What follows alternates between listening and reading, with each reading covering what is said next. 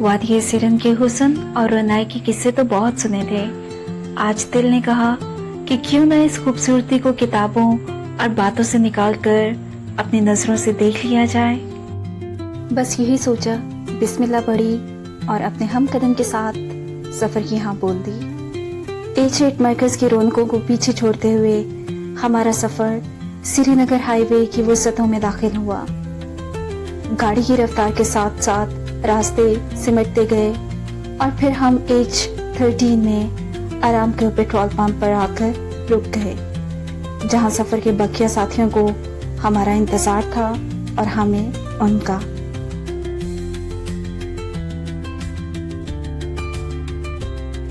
असूलन तो इन भाई साहब को अपने ट्रक को बाएं तरफ लेकर चलना चाहिए ताकि तेज रफ्तार गाड़ियों को दाएं तरफ से ओवरटेक करने का रास्ता मिल सके और सफर की रवानी मुतासिर ना हो। मगर भाई साहब ने यह भी नहीं सुना था कि हॉर्न दें और रास्ता लें।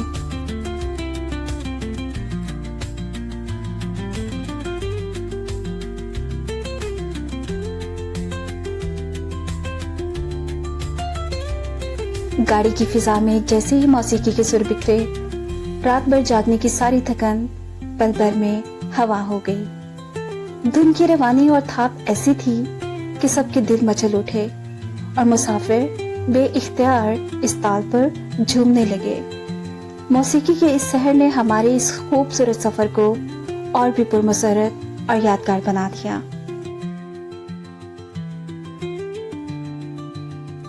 हम सफर साथियों की इस खुशी और कहकहों ने हमारे इस सफर को और भी पुरमसरत और यादगार बना दिया।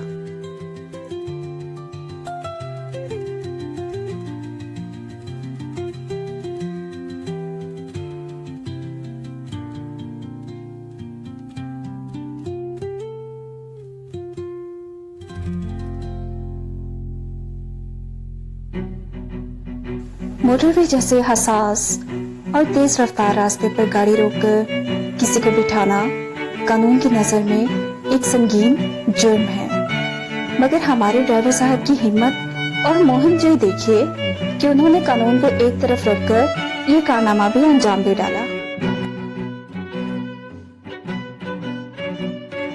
और फिर ये सफर दिल जिंदा की हस्ती और मस्ती के रंगों में कटने लगा।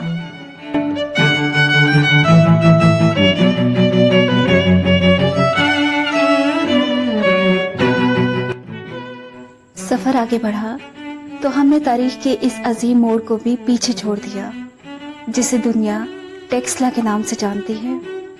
वो शहर इल्म हुनर जहाँ कभी राजा अशोक आजम की सल्तनत अपने जाहो जलाल के साथ कायम थी।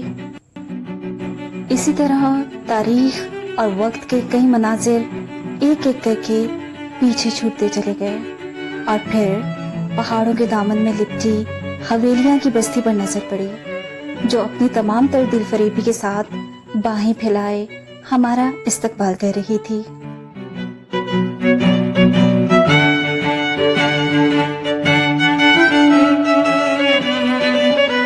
गाड़ी में लड़कों की टोली पंजाबी गानों की थाप पर यूं महवे रक्स थी कि वक्त का एहसास ही ना हुआ और हम इसी तरह हंसते गाते झूमते झामते कब एबटाबाद पहुंच गए पता ही नहीं चला।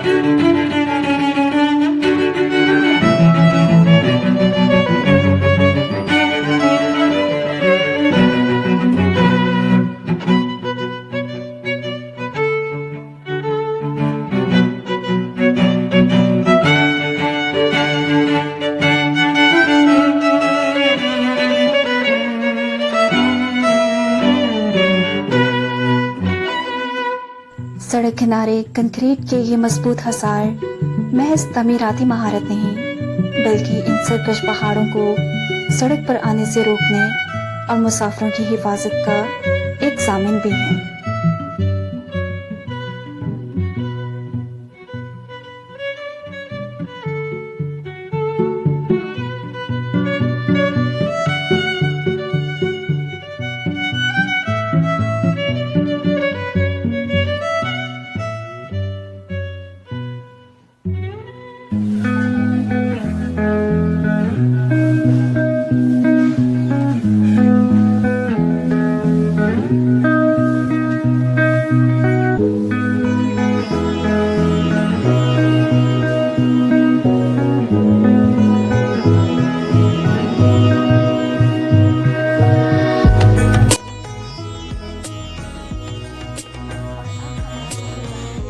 और अब हमारा सफ़र दाखिल हो चुका था अब्टाबाद टनल 1 के पुरकशिश अंधेरों में, जहां पहाड़ का सीना चीर कर बनाई गई ये रोशन और जदीद सुरंग इंसान की तमीराती महारत का एक मुंह बोलता सबूत है।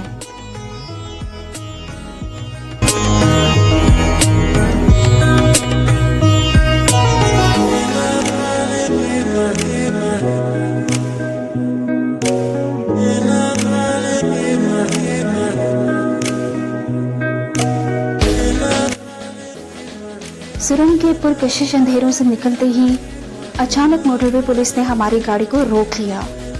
दिल की धड़कनें जरा तेज हुई, मगर हैरत की इंतहा न रही जब उन्होंने बगैर कुछ कहे और गाड़ी के कागजात देखे बगैर ही हमें आगे जाने का इशारा कर दिया।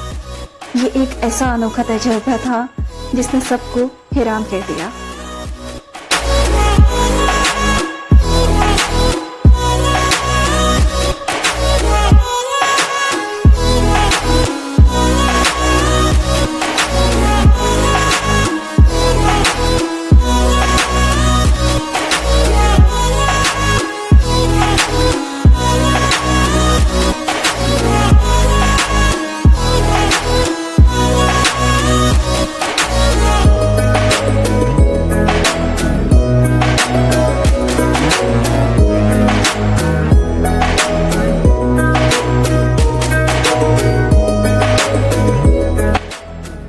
अंधेरी टनल के सामने से आती वो तेज रोशनी बिल्कुल किसी बंद गली में उम्मीद की किरण की तरह आंखों में पड़ती है, जो ये एहसास दिलाती है कि हर अंधेरे के बाद एक रोशन शहर लाजमी है।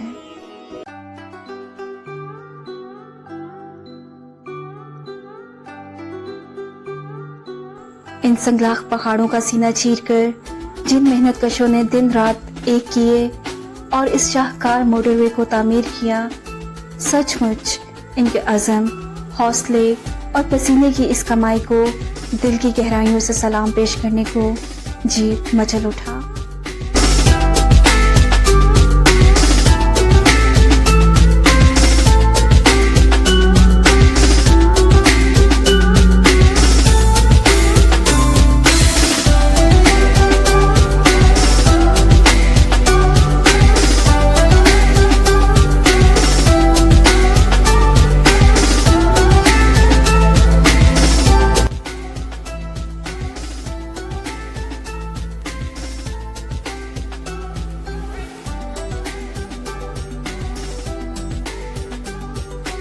अभी हम पहुंच चुके हैं कलंदराबाद क़यामत वाम पर, और यहाँ पर जिस ग्रुप के हम आए थे और वो सभी यहाँ पे कुछ देर के लिए क़याम करेंगे, रेस्ट करेंगे। काफ़ी अच्छी जगह है, साफ़ सुथरी जगह है। तो आप भी जब भी ये सेरान वैली की सैर पर आए तो इसी जगह पर स्टे कीजिएगा। सुनने में आया है कि यहाँ के वॉशरूम भी साफ़ सुथरे हैं, दूसरी आरामगाह की निस्बत, दूसरे क़यामत वाम की निस्बत यहाँ के वॉशरूम्स साफ़ सुथरे हैं। मुसलसल सफ़र के बाद हम एक ऐसी चौराहे पर पहुँचे जहाँ नस्ब साइन बोर्ड रास्तों का पता बता रहे थे, जिसके बाएं जानिब बालाकोट और दाएं जानिब डुडियाल की राह निकलती थी। मगर हमारी अगली मंजिल थाकोट की जानिब थी, जिसकी तरफ हमारे कदम तेज़ी से बढ़ रहे थे।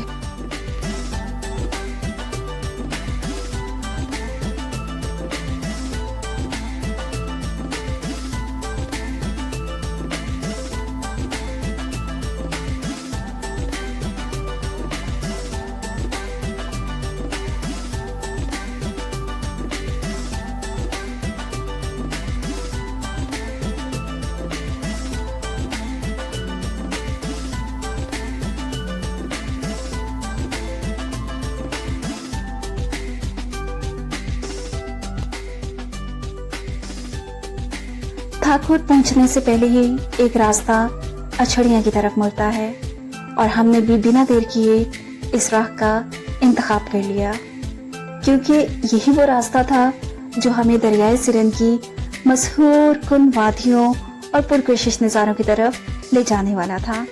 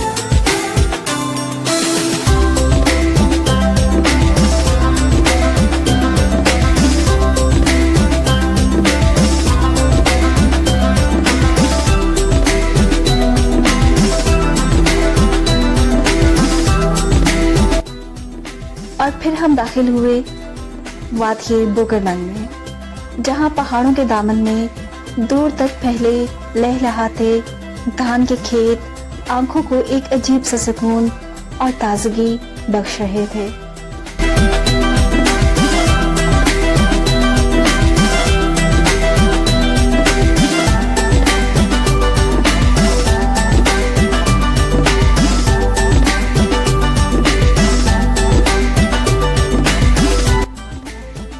इसी रास्ते पर आगे बढ़ते हुए हमारा गुजर एक इमाम बारगाह या दरबार के सामने से हुआ, जो अपने शानदार तर्ज तमीर के बाइस पाको हिंद के रवायती शाहकारों और पुष्य को रूहानी मरकज की तरह दिखाई दे रही थी। और यहाँ इन कैरी डब्बे वाले भाई साहब ने पुल पर गाड़ी ऐसे लाकर खड़ी कर दी थी जैसे हमारे पंजाब में भैंसें शाहराह के ऐन बीचों बीच आकर सुकून से थम जाती हैं, ना किसी की परवाह ना रास्ते का ख्याल।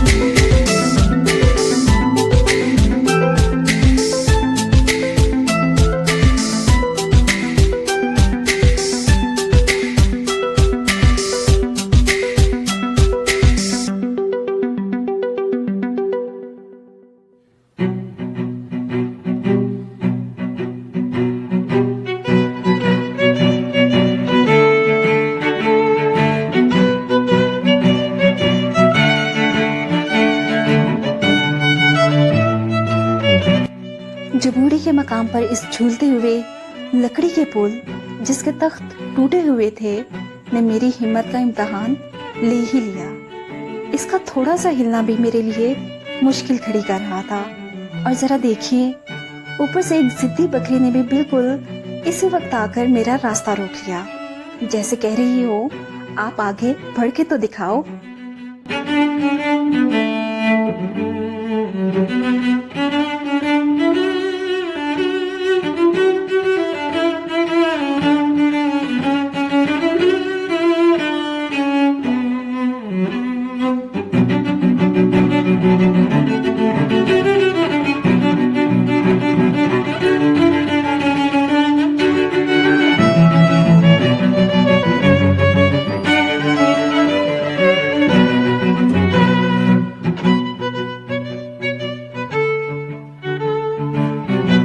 गाइस इस वक्त मैं दरियाए सिरन के व्यू पॉइंट पे पहुंच चुकी हूँ। आप देख सकते हैं कि मेरे आसपास सरसब्ज वादियाँ हैं और दरिया का पानी बहुत ही शफाफ है। ये गिलगित बल्तिस्तान के ग्लेशियर से पिघलने से ये जो दरिया है ये इसका बहाव शुरू होता है और इसलिए इस दरिया का पानी बहुत ठंडा है और शफाफ भी। आप देख सकते हैं कि ये इस कदर इस गर्मी के मौसम में आप मेरे पीछे बच्चों को, बड़ों को, ख़वातीन को इस दरिया में नहाते हुए देख सकते हैं। तो मेरे ख्याल में जो गर्मी का मौसम है उसमें किसी कदर कमी आ जाती है, तो एक फ्रेशनेस का भी एहसास होता है। मैंने भी पाँव भिगोए हुए हैं दरिया के पानी में तो मुझे भी ठंडा ठंडा महसूस हो रहा है और फ्रेश भी लग रहा है। तो ये हमारे जो सिरन वैली थी उसका एक यादगार लम्हा मैंने यहाँ पे एंजॉय किया अपने हाइकिंग ग्रुप के साथ, जिनके साथ हम यहाँ पर आए थे। रिसेंटली इस दरिया पर एक बंद बनाया गया था और जहाँ से एक नहर निकलती है, जिसका मकसद ये था कि आसपास जो करीबी खेत हैं उनको ये नहर सैराब कर सके, ये पानी, ये दरिया का पानी उन खेतों को सैराब कर सके। तो ये जो बंद था ये रिसेंटली बनाया गया है।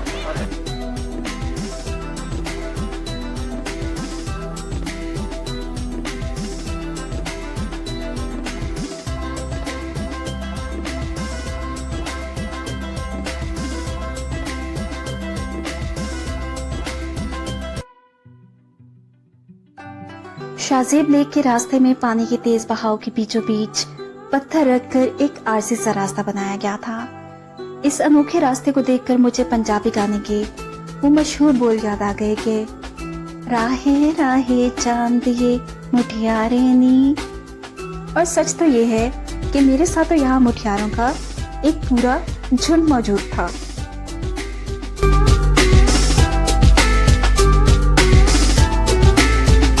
और फिर एक दिलचस्प मोड़ आया जब मेरे हम कदम ने हमारे टूर के ऑर्गेनाइजर महबूब भाई को दरिया के बीचों बीच शाहरुख खान का वो मशहूर ज़माना सिग्नेचर पोज बनाते देखा तो इनसे रहा ना गया और उन्होंने वहीं खड़े खड़े महबूब भाई का एक ज़बरदस्त इंटरव्यू लेने का फैसला कर डाला।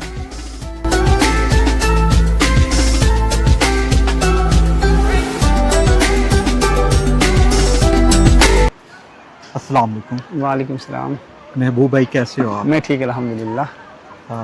नाम से तो आप जान ही गए होंगे कि इनका नाम महबूब है और ये महबूब जो है सिर्फ नाम के महबूब नहीं है, ये रियल में सैकड़ों नहीं हज़ारों लोगों के महबूब हैं। उन्हें ये एक सेहतमंद ज़िंदगी की तरफ राग़िब करते हैं। तो इनका ताल्लुक़ जो है वो हैकिंग फ्रेंड इस्लामाबाद से है।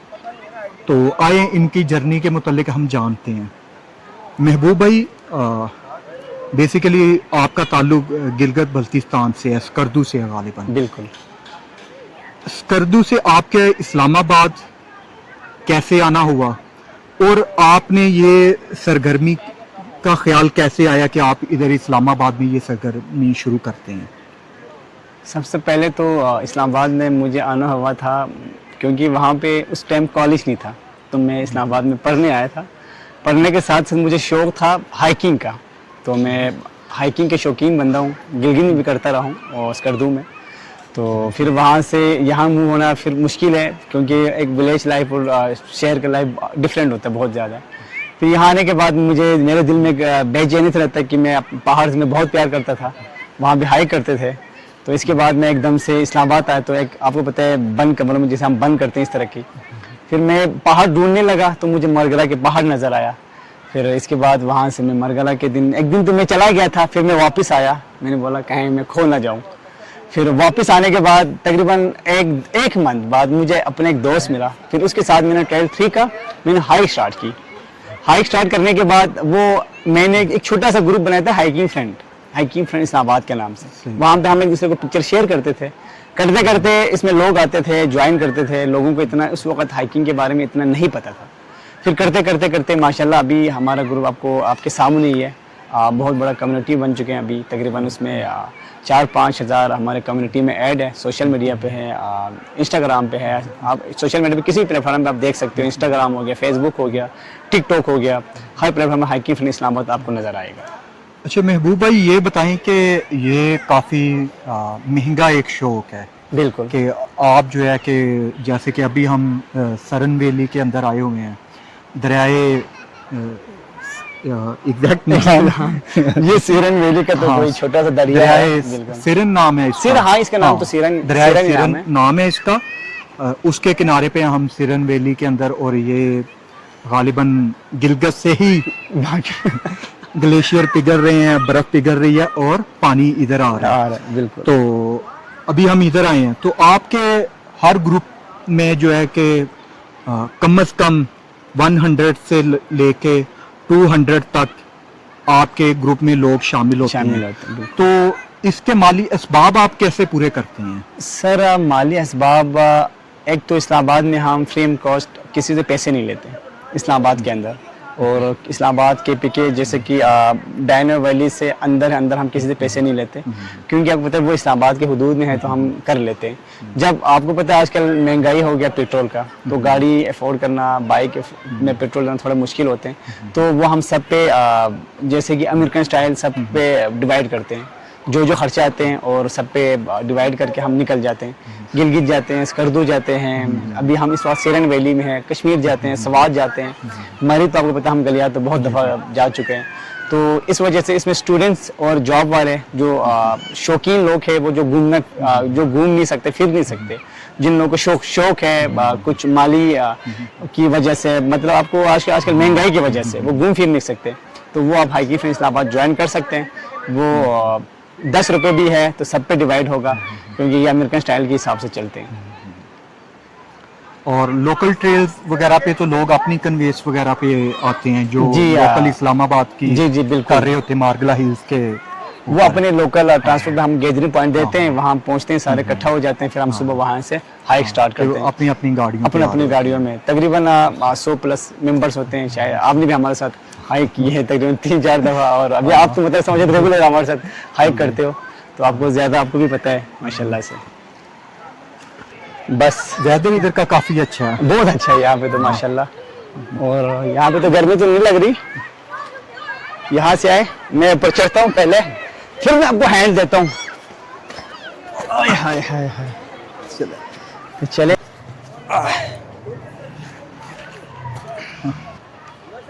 महबूब भाई, अमूमन के लोग सियाहती मकामात पे जाते हैं और वहाँ पे खाने पीने का कुछ करते हैं कि लेज़ खा ली, बिस्कुट खा लिए, उनके रैपर वगैरह फेंक देते हैं, डिस्पोजेबल प्लेटें वगैरह उधर ही फेंक आते हैं, चाय के कप वगैरह उधर ही फेंक आते हैं। तो क्या आप लोग इस बात को यकीनी बनाते हैं कि आप जो है कि वो सफाई जैसी जगह पे गए हो वैसी ही जगह वापस छोड़ कर आओ? गुड क्वेश्चन आपका, तो ये सवाल बहुत अच्छी सवाल है। और सबसे पहले मैं अपने ग्रुप में सबसे पहले यही मैसेज देता हूँ लोगों को सफाई के बारे में। और जो गन हम फेंकते हैं वो हम सबसे पहले उठाते भी हैं, बिस्किट का जो कचरे वगैरह हम लेके जाते हैं, शॉपर्स हो गया, पानी का बोतल हो गया, सबसे पहले मैं ग्रुप में वो सारे डाल देते हैं। सबसे पहले ये हम खुद से शुरू ना करें तो दूसरे बंदे पे अमल करना बहुत मुश्किल होता है। तो इस वजह से जब भी मैं ट्रायल पे जाता हूँ तो वो मैं उठा के लेके आता हूँ, और ग्रुप में मैं ज़रूर ये शेयर करता हूँ कि आप सब ने भी इस पे अमल करना है, इस पे फॉलो करना है। महबूब भाई, मैंने आपकी कुछ पोस्टें वगैरह देखी थी कि आपने कि ट्रेल 3 का प्लान बनाया था, और उस ट्रेल के प्लान के अंदर आपने लिखा था कि हम जो है कि हाइक करके ऊपर जाएंगे और साथ में खाली बैग लेके जाएंगे जिनमें हम कचरा उठाते हुए वापस आएंगे। तो वो कहाँ से ख्याल आया आपके जहन में कि हमें ये काम भी करना चाहिए कि जो दूसरों का फैलाया हुआ गंद है उसे भी उठाना चाहिए और नेचर को हमें साफ करना चाहिए? ये किस तरह से आइडिया है? एक तो सफाई निस्फ़ ईमान है, और हम एक नेचुरल लवर है, तो जहाँ भी गंद दिखते हैं तो हमें तकलीफ़ होता है। तो फिर मैंने जब ट्रायल पे जाते थे तो ये सारे गंद देख के ना मेरा बड़ा दिल दुखता था। खासकर ट्रायल 3 पे देखो सबसे ज़्यादा गन है, 5 पे जाओ, 3 पे जाओ, تو میں نے ایک دن سوچا یار چلو میں کلیننگ ڈرائیو کلیننگ کا میں یہ بھی کر لیتا ہوں ٹرائل 3 کا، کیونکہ آپ کو پتہ ہے آج کل لوگ کھانے کی چیزیں تو لے کے جاتے ہیں، خالی چیزیں واپس لے کے نہیں آتے ہیں، باری چیزیں اٹھا کے لے کے جاتے ہیں لیکن ریپرز اور خالی بوتل لے کے آنے کے لیے تکلیف ہوتے ہیں۔ تو پھر میں نے گروپ میں پوسٹ کیا تھا، میں نے بولا چلو ہائیکنگ کے ساتھ ساتھ ہمیں ڈرائیو کے لیے کوئی صفائی کے بھی ہم وہ رکھتے ہیں۔ ماشاءاللہ سے کافی 100+ ممبرس آئے تھے، تقریباً ہم نے ٹرائل 3 کا پارکنگ سے لے کے منال تک صفائی کی، تقریباً کوئی ہم نے 34 شاپر ہم نے نیچے لے کے آیا تھا، اور سوشل میڈیا پہ آج بھی وہ پکچرز اور وہ سارے ہم نے اپلوڈ کیا ہوا ہے۔ عموماً عام لوگ جو ہیں کہ وہ سمجھتے ہیں کہ یہ جو کچرا اٹھانا ہے ریاست کی ذمہ داری ہے، ریاستی اداروں کی ذمہ داری ہے، تو کہ یہ بہت خوبصورت آپ کا اقدام تھا کہ نیچر کو جو ہے اس کی واپس اسے اس کی زندگی لوٹائی جائے۔ بالکل۔ تو کیا اس سے آپ کا جو قدم تھا اس کو سراہا گیا ریاست کی طرف سے، ریاستی اداروں کی طرف سے؟ کوئی آپ کو شیلڈ وغیرہ دی گئی ہو یا آپ کے ساتھ مل کے کوئی آگے کا پلان بنایا ہو ریاست نے، ریاستی اداروں نے، اسلام آباد کے جو مختلف ادارے ہیں؟ سر ابھی تک تو مجھے کسی بھی ریاست نے تو مطلب نہ شیٹ دیا ہے نہ کچھ اور دیا ہے، میں اپنے ذات کے لیے سارا کچھ کرتا ہوں، اور صرف صفائی کرنا ریاست کا کام نہیں ہے، اور ہر عوام کرنا چاہیے، ہر فرد کرنا چاہیے، کیونکہ آپ کو میں نے پہلے بھی کہا تھا صفائی نصف ایمان ہے، آپ صلی اللہ علیہ وسلم نے بھی فرمایا۔ تو ابھی وائلڈ لائف والے ماشاءاللہ کرتے ہیں، صفائی کرتے ہیں، تو وہ بیچارے کب تک کرتے رہیں، کیونکہ جو ہم پھینک کے آتے ہیں وہ گن، وہ تو ڈیلی تو نہیں جا سکتے، ہفتے میں ایک دفعہ جاتے ہیں، تو ہم ڈیلی کے ہائیکر جاتے ہیں، تو وہ ڈیلی کے ہائیکر جو ہیں سمجھدار لوگ نیچے لے کے آتے ہیں، جو وہاں پہ جو پائن پہ گھومنے پھرنے جاتے ہیں وہ وہاں پہ گن کر کے آتے ہیں۔ ان سب سے میری یہی گزارش ہے، جو کچرا آپ لوگ نیچے سے لے کے جاتے ہو، جو گن جو آپ کھانے کے لے کے جاتے ہو، وہ آپ نیچے بھی لے کے آئیں۔ عموماً میں بھی سفر کرتا رہتا ہوں ہر ویکنڈ کے اوپر، جو ہل اسٹیشن ہے مختلف، آپ کے ساتھ بھی ڈکیتی کے بعد پہلے سولو سفر کر رہے ہوتے تھے ہم میاں بیوی، لاسٹ ٹائم بن فقیرہ اسٹوپا پہ ڈکیتی ہو گئی، تو پھر آپ نے دعوت دی کہ آپ ہمارے ساتھ محفوظ سفر کریں، تو وہ واقعی محفوظ اور خوشگوار سفر ہوتا ہے۔ تو ہم کہ اگر فرض کریں کہ 1.5 لیٹر کے پانی کی بوتل اٹھا کے لے کے جا رہے ہیں اوپر پہاڑ کے اوپر اور پانی پی رہے ہیں، تو وہ جب پانی پی چکے ہوتے ہیں، بوتل خالی ہو چکی ہوتی ہے، تو وہ کچھ گرام وزن اس کا رہ جاتا ہے، تو وہ کچھ گرام ہم ادھر ہی پہاڑ پر پھینک آتے ہیں، نیچر کو خراب اور برباد کر آتے ہیں، بجائے یہ کہ ہم جو ہے کہ 1 کلو سے ابو وزن لے کے اوپر گئے یا ہائیک کر کے چڑھائی چڑھ کر، تو وہ مشکل تھا، بہت مشکل، مگر نیچے لے کے آنا، کسی ڈسٹ بین میں کچرے کو ڈالنا بہت آسان ہوتا ہے، مگر یہ آسان کام لوگ نہیں کرتے، خود کے لیے جو ہے نیچر کو برباد کرتے ہیں، کیونکہ ہم ایک اچھی جگہ دیکھتے ہیں، خوبصورت جگہ دیکھتے ہیں، ہمارا دوبارہ بھی دل کرتا ہے، ہم لوگوں کو کہتے ہیں، اپنے ریلیٹیو کو، اپنے بچوں کو کہتے ہیں کہ آپ بھی ادھر جائیے گا، جب وہ جائیں گے تو ہمارا گند دیکھیں گے تو انہیں وہ اس طرح سے خوبصورت نہیں لگے گی۔ محبوب بھائی کچھ باتیں اور کرتے ہیں، چلیں عثمان بھائی چلیں۔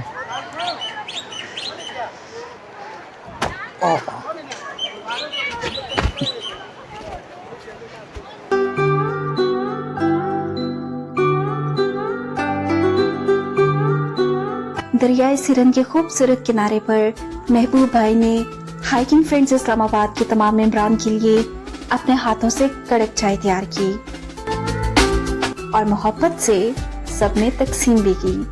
سب نے دریا کی لہروں کے سنگ گرم چائے اور سونف کے کیک کا بھرپور لطف اٹھایا۔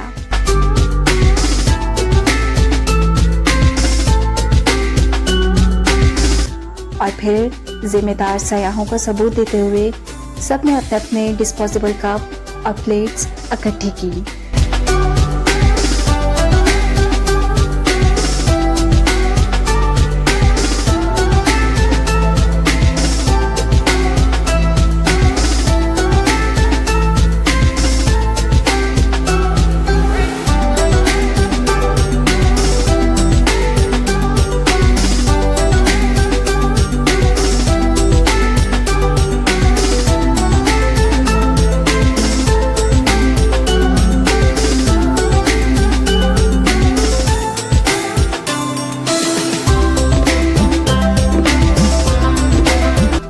दरगाह की मुकम्मल सफाई की और यादगार लम्हों को समेटते समेटते घर वापसी का सफ़र शुरू कर दिया।